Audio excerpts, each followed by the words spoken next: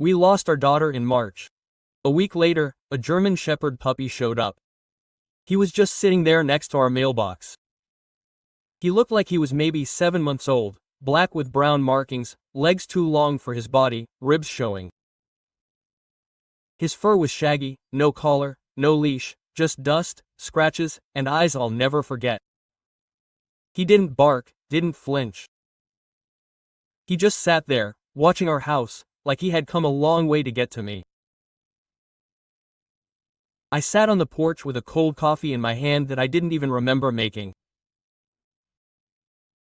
My name is Frank, I'm 72.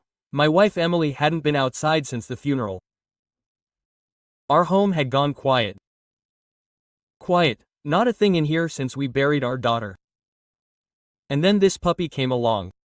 He looked like a shadow that had fallen from the sky, battered, tired, but somehow he was still holding on, as if he was saying, not without a word, please, not this time.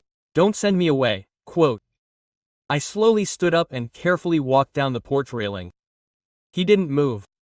I crouched down at the edge of the gravel path and whispered, "Hey, kid." That's when it struck me, an old bruise on his side and his hind leg, something was wrong.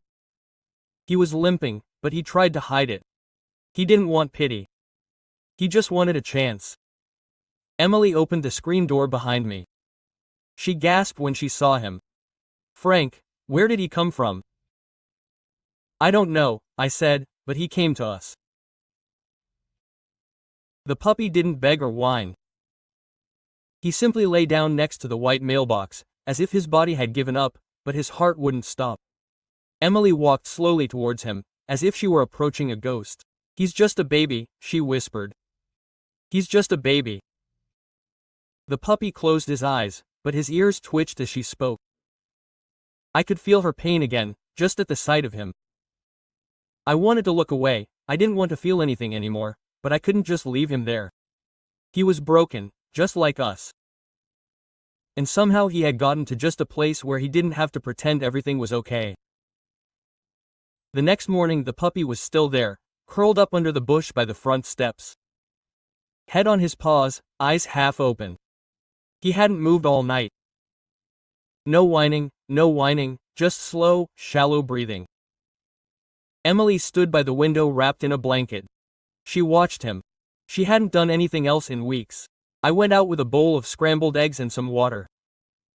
The gravel crunched under my boots, his ears twitched, but he didn't move. He watched me quietly but cautiously, as if he were still deciding whether I was one of the good guys. I set the food down by the bush, not too close. I didn't want to scare him, so I just stood still. He didn't move. "You need to eat, little one," I said softly. Then I backed away, sat down on the porch paws, and waited. 5 long minutes passed. Finally, he lifted his head, then a paw. Slowly, he began to crawl forward. Not walking, crawling. His leg was worse than I had thought.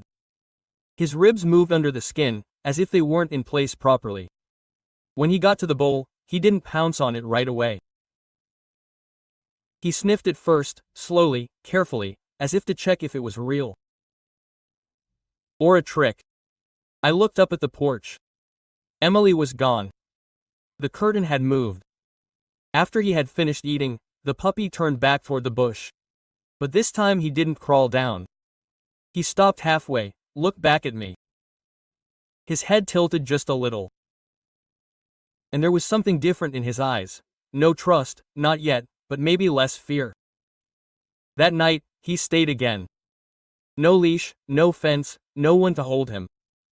He decided to stay. After dinner, Emily came out and sat on the porch. For the first time in over a month. We barely spoke. She kept glancing at the bushes. Her hands played nervously with her sweater. Then she whispered, "What if he's waiting for someone who's not coming?" I nodded slowly. "Maybe he's already found them." She didn't say anything else, but she didn't go back inside either. Later, around 9 o'clock, I went out with an old towel. I laid it down next to the steps, very still, not saying a word. And sometime after midnight, when everything was quiet, I looked out the window. There he was, curled up on the towel, no longer hiding in the bushes, still injured, still limping, but for the first time he had decided to be closer to us. On the third morning, I found him sleeping at the bottom of the porch steps, not on the towel, right on the wooden step, not on the edge, as if he had been listening to the door all night. When he opened it, he didn't flinch. He slowly lifted his head. Ears flat, eyes soft, no more fear. Hope. I walked past him into the yard. Pretended not to look. But I saw it. His tail. It twitched ever so slightly against the wood, as if he had forgotten how to do that. Emily came over with 2 cups of coffee. Not a word. We sat together like we used to, before everything turned to ash. The porch creaked under our chairs. The only sounds were the wind and a few polite birds. Too soft to disturb the silence. Then Emily whispered, "I think he's dreaming." I looked down. The puppy twitched in his sleep. His legs moved slightly. His breathing changed, but he wasn't in pain. He looked like he was running through something good. Something he'd had once. I didn't ask how she knew. Mothers just know. Later that day, I got a small metal bowl from the garage, filled it with real dog food, no eggs, no scraps. I set it down by the steps, along with fresh water. He waited until I was back up on the porch. Then he slowly came down to eat. His back leg was still dragging. Not so much that he yelped, but enough to show that every step was hard. He had been injured and it hadn't healed properly. After eating, he didn't run away. He didn't go back to the bush. He came to the edge of the porch and looked up at me. Not into my eyes, not at my hands. He watched me closely. My hands, my steps. Trying to guess what I would do next. He wasn't careful, he was protecting himself. He was used to being beaten. This realization hit me harder than I thought it would. I didn't touch him, didn't try to pet him. Instead, I slowly took off my puffer jacket and folded it. Then I carefully placed them on the porch next to the door. "These are yours, if you want them," I said quietly. That night, I heard Emily in the back bedroom. The soft shoveling of boxes. Long pauses in between. Then she came out, something in her hands, a pair of brown boots. Her hands trembled as she placed them next to the front door. They had belonged to our daughter. The next morning, the boots were gone. My heart sank. I ran out barefoot.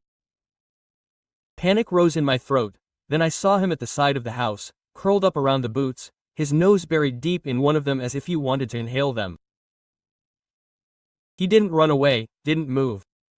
He just looked at me and then pressed his face even deeper into the leather.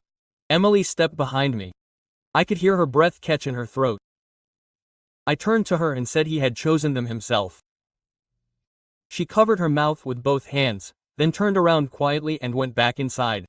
From that moment on, the boots were always with him. No matter where he lay down, the boots were always there.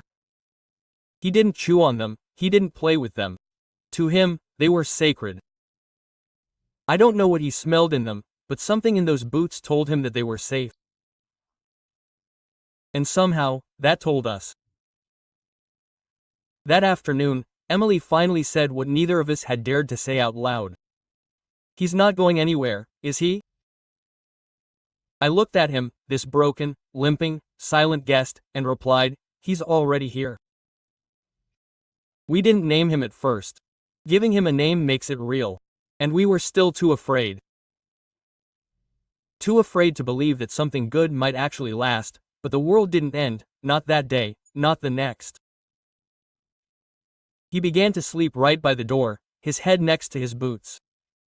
Every night, when I turned off the porch light, she was there. Every morning when I opened the door, she was there, like a quiet little guardian who wanted nothing more than to be allowed to stay nearby. Then the rain came, a mountain storm, sudden and violent.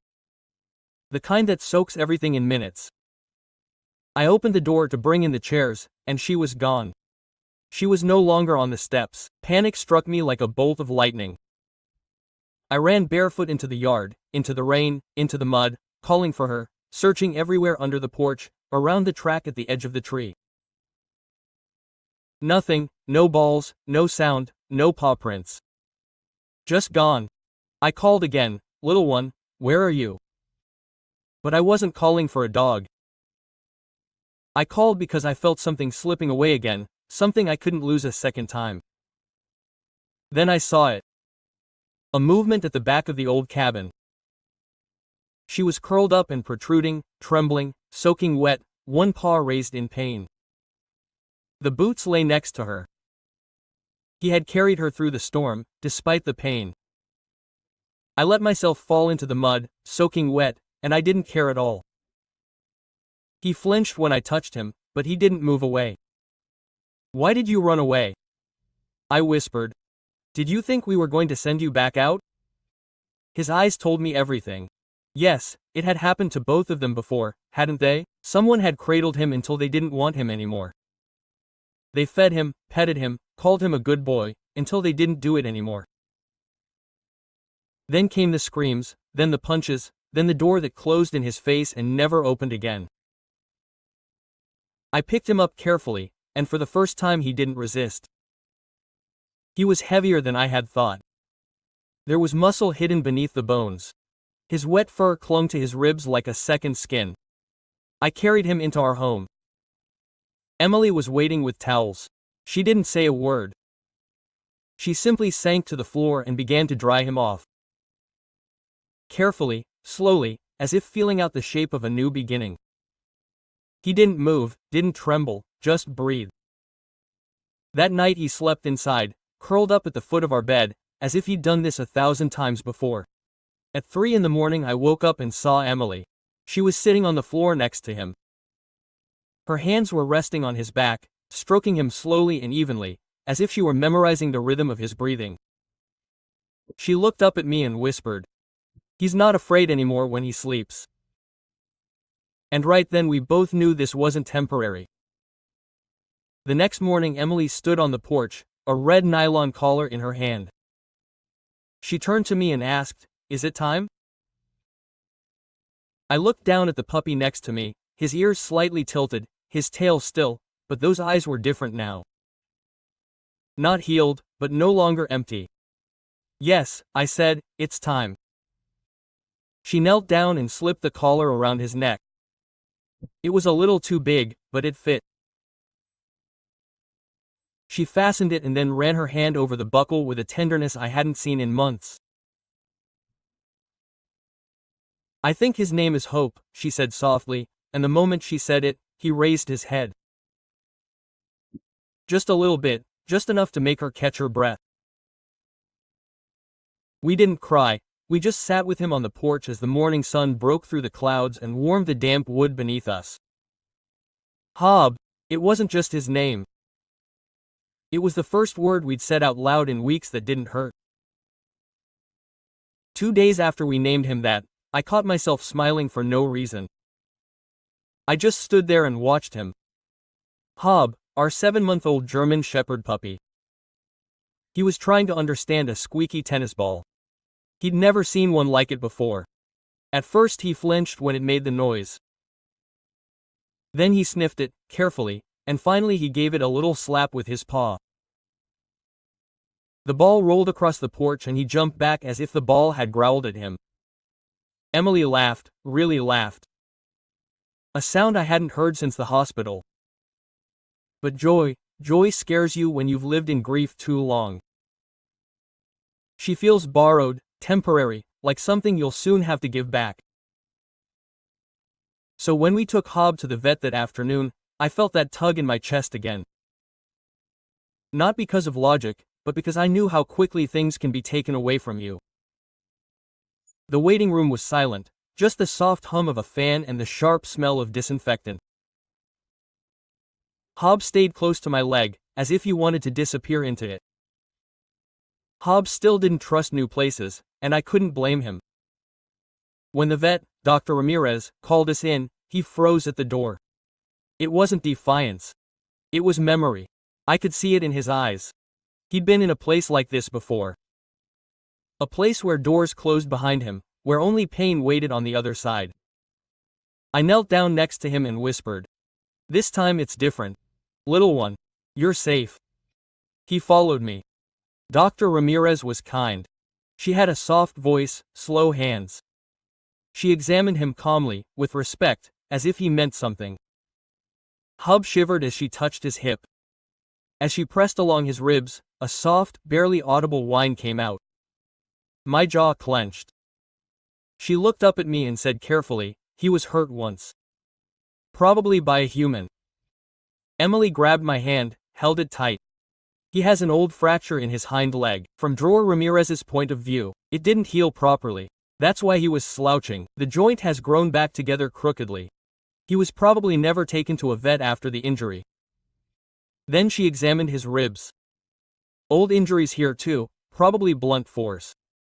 Not new, but never properly cared for either. Someone hadn't treated him like a family member. I nodded, unable to say anything. She cleaned a few scratches, gave him his vaccinations, and pressed a sheet of paper into our hands with information on nutrition, pain management, and physical therapy. But that was the last thing she said that stuck in my mind. Dogs like him, they remember. They remember the pain, the betrayal, but they remember kindness. And when you ever feel safe again, never forget that. We stepped out into a soft, ash afternoon. Hog trotted beside us, still limping, but with his head a little higher. His tail no longer quite tucked in. At home, he ran up the porch steps without hesitation. He went straight to Emilu's chair, lay down next to her, head close to her feet.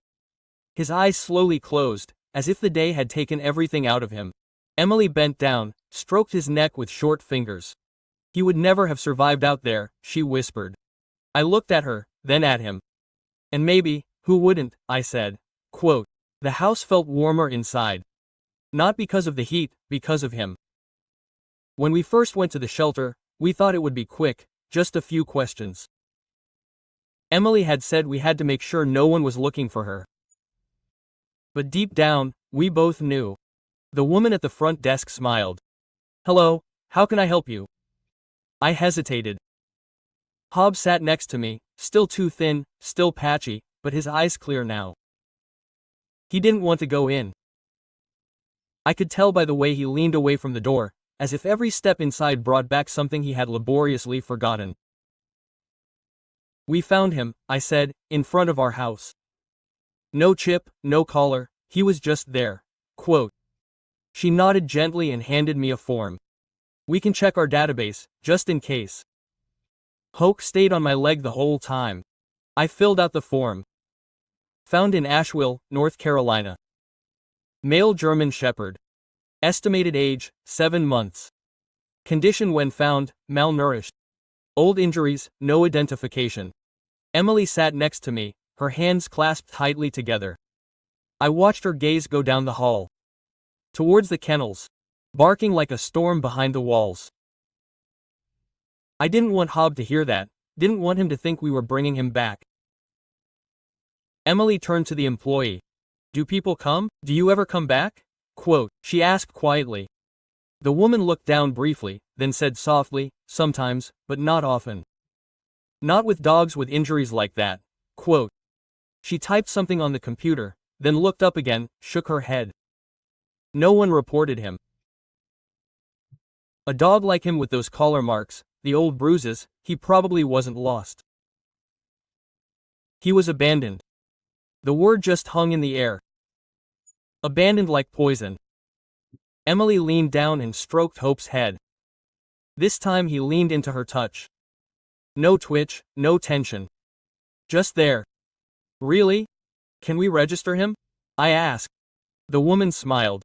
"Have you already?" That evening after the visit to the shelter, Hob didn't eat right away. He curled up on the carpet by the door. Nose to paws, still and quiet. I sat down next to him, my back to the wall. We didn't say anything. We just breathed together. Eventually Emily came over, holding something. A blanket she had started knitting in the winter after our daughter died. She hadn't touched it for months. She quietly spread it out and laid it over him. He didn't move, but his breathing became slower. He began to understand. He stayed. Later that night, I found Emily in our daughter's old room. She was standing by the shelf where the photos had remained untouched. She held one in her hand, the three of us, laughing. The sun was glaring in our faces. Next to it, a smaller frame, just her and our daughter, on the porch, arms around each other. A summer day, she said softly, then whispered. He's no substitute. No, I replied, he's a start. Hobbs was running at the foot of our bed again that night. Around 2 a.m., thunder rolled over the hills, loud and sharp. I jumped up, expecting him to jump up, but he didn't. Instead, he jumped onto the bed. He crawled between us, buried his face in Emmy Lou's chest. She didn't move him. She wrapped her arms around him tightly, holding him as if he were the only thing keeping her here. A week after we registered him, the nightmares began. Not ours, his. Hob had settled in with us, as if he had always belonged here. He was eating better, following us from room to room, even playing with the old tennis ball in the garden, even though he still didn't quite know what to do with it. But at night, everything was different. It started with a soft groan, then a twitch, then a sharp, panicked sound that cut through the darkness like a knife. Emily sat up in bed, her hand already reaching out for him in alarm before she could even reach out properly. He was awake. He squirmed in his sleep. Not wildly, but just enough to know.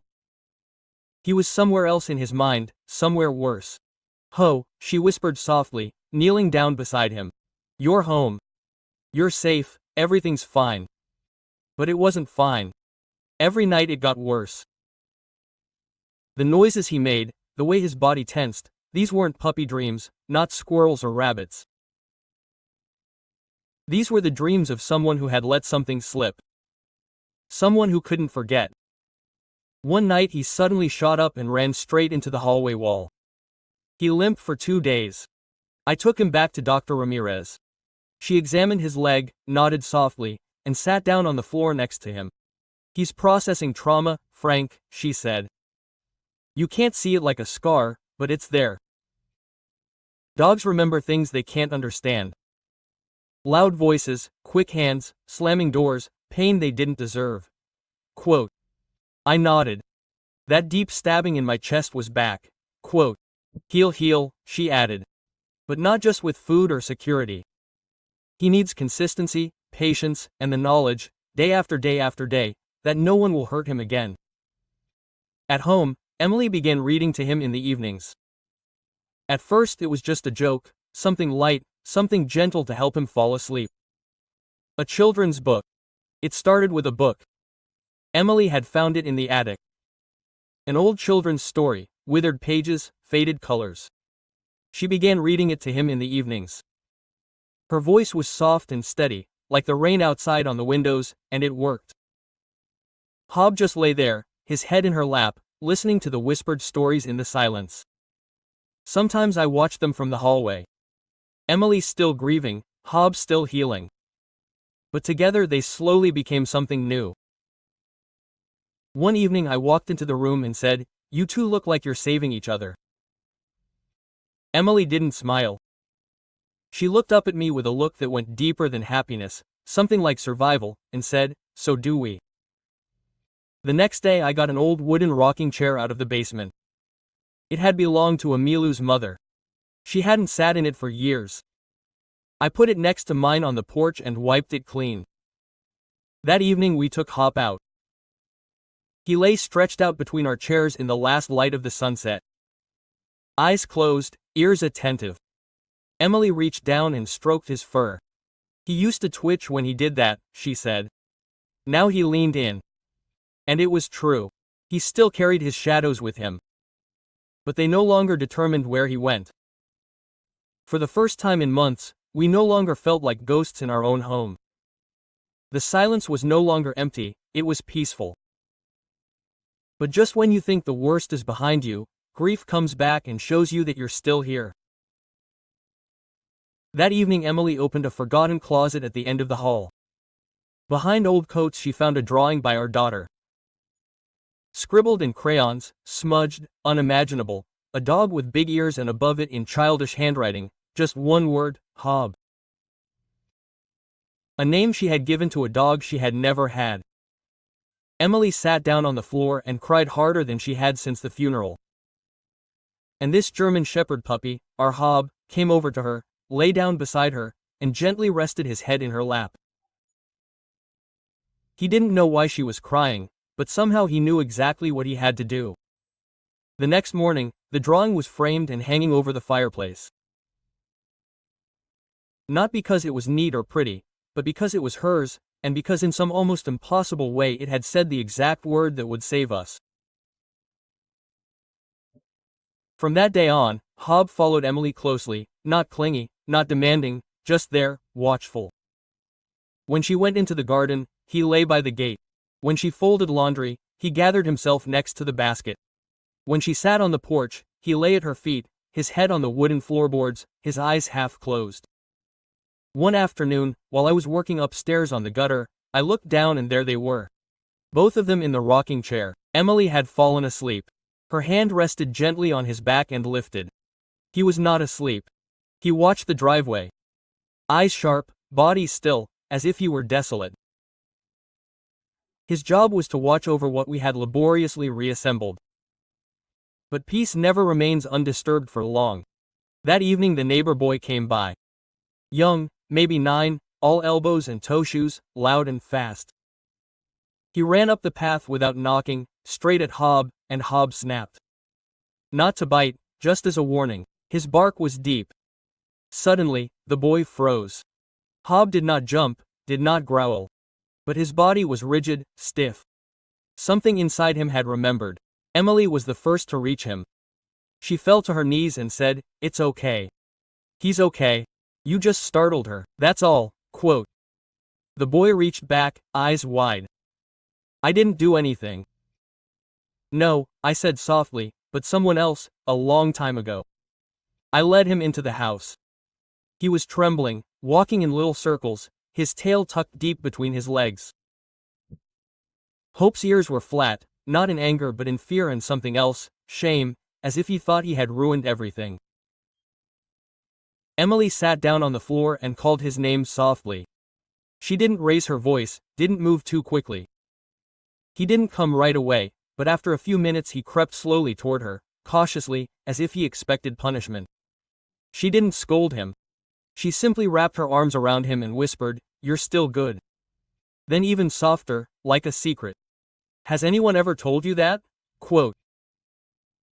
He leaned against her with all the weight of someone who didn't know forgiveness was even allowed. That night, he pulled down the old photo album. It hadn't been opened since the funeral. We flipped through it page by page. Birthday cakes, smeared children's faces, tiny shoes on wooden floors. Near the end, there was a photo. Our daughter sitting on the porch, a stuffed dog in her arms. His name was on a sign, Hob. Emily stared at it, her voice breaking. She had dreamed of them all those years ago. She had dreamed of this very dog. I didn't say anything. I didn't have to. The wind rustled gently through the trees outside. Hob lifted Emily Lucho's head, looked out the window, then back at her.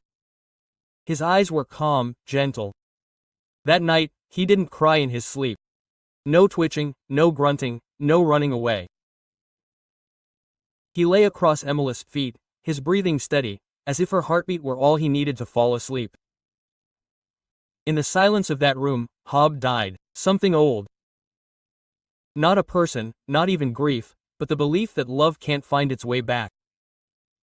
A few days later, Emily baked a cake.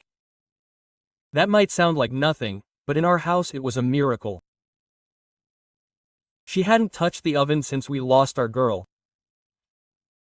The kitchen had felt like a museum, locked away, frozen in time. But that morning I could hear the clatter of bowls, the hum of the old mixer, and her voice, soft and slightly off-key, humming a song she hadn't heard in years. Hob sat beside her the whole time, his eyes on her every move. His tail brushed the floor every time she looked at it. I stood in the doorway, arms folded, not saying a word. I didn't want to interrupt, I didn't want to ruin the moment that felt so tender and precious. But when she turned to me, flower on her cheek, and said, "Kills," her favorite cake, I had to pull myself together to keep from breaking.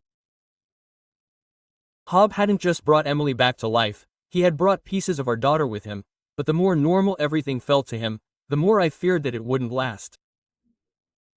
One evening, our son suddenly appeared at the door. Unexpectedly, he lives 2 towns away. He's hardly been around since the funeral. Grief affects us all differently. His path was distance.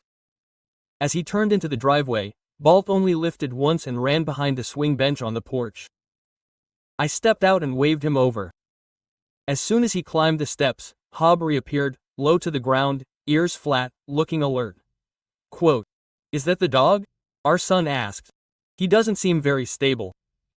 "He's better than he was," I said quietly. Hob came closer, sniffed at his boots, then retreated again. "He doesn't trust men easily," Emily said, joining us. "Especially not strangers." Our son gave a half smile. "So you guys got yourself an emergency. With a history." Quote. Emily didn't flinch like he did. Silence. Hob watched him the whole time. No growls, just there. Just the guardian of the peace he had helped build. Our son finally sat down next to us, rubbing his hands together. No words, not yet. But maybe that was a start. "She's gone and you've replaced her with a dog." That hit hard. Too hard. Even Hob flinched, as if he felt it too. Emily never raised her voice. "No, not now. We didn't replace her. He's not a replacement. He's just someone who needed us, and maybe we needed him too." Our son didn't say anything, but about an hour later I looked out the window and saw him in the yard, throwing the tennis ball. Hob didn't catch it, he just watched it roll, and then he gently nudged it with his paw, ever so gently, but he stayed close, a little closer each time. That evening we sat on the porch, the house still behind us, the sky above the hills in red light, Hob lying between us. His body leaned against Emil Lusbine, eyes closed. His tail twitched now and then as if in a dream. But he wasn't dreaming of running, not of fear. He was dreaming of this very moment. Of now. I looked at Emily Rube and asked, "Do you think he remembers where he came from?" She nodded. "They always remember. But he doesn't seem afraid anymore." "No," she whispered. Now he looked like he belonged. Hob rolled over in his sleep, howling on his side, legs stretched out, his chest rising and falling calmly and deeply. And it struck me how fragile healing really is, how much it depends on time, on trust, and on having a place where you can simply be safe, and how even the smallest act of kindness can completely change a story that was once heading in a much darker direction. He wasn't quite whole yet, but he wasn't broken anymore. I knew it the morning she didn't come down for coffee. Emily was never one to leak. Even in the worst days of grief, she would get up, make herself some tea, pull open the curtains, and sit with Hob on the porch while the light streamed in. But that morning, her side of the bed was still made. The cup on the countertop was untouched. Hob paced restlessly around the room. He kept going to the bedroom animal, then back to me, then back to the door. Restless, alert, unsatisfied. I followed him, saying nothing. She sat upright in the old rocking chair by the window, her hands folded in her lap, the red blanket over her knees. Her eyes were open, but her body still. "Emily," I said softly. She blinked, slowly turning her head. "I think today is the day." Her voice was calm, gentle. No panic, no fear, but her words took my breath away. We had suspected it. Her heart had been weak for months. The doctors had warned us. Stress, age, loss, all of it had taken its toll. She had never complained, but I could see it in the way she moved. Slower, smaller, tired in a way that no amount of sleep could fix. I sat down next to her, took her hand in mine. "Should I call someone?" "No," she said. "I just want to sit here with him." Hob curled up at her feet without being asked. He rested his head very gently on her slippers and didn't move, as if he understood everything. The hours passed in silence. She asked for soft music, I turned the radio up very low. She asked me to read the letter she had written to our daughter last year, which she had never sent. I read it through my tears. As the sun disappeared behind the hills, Emily leaned forward and placed her hand on Hope's head. "You didn't end up here by accident, did you? You came here for something, didn't you?" She whispered. "You came to take me home." Hob licked her palm once. Then he was completely still. She left shortly after sunset, without pain, without struggle, just a soft breath. And then silence, a silence that carried the room like a warm tide. I held her hand long after it had gone cold. Hob didn't move from her feet. For hours, when the undertaker came, Hob stood in the doorway, growling softly. It wasn't anger, it was heartbreak. I had to kneel beside him, put my hand on his chest, and whisper, "It's okay, little one. She's not gone. She's just in a place we can't follow yet." He yipped just once, and that sound, it tore me apart.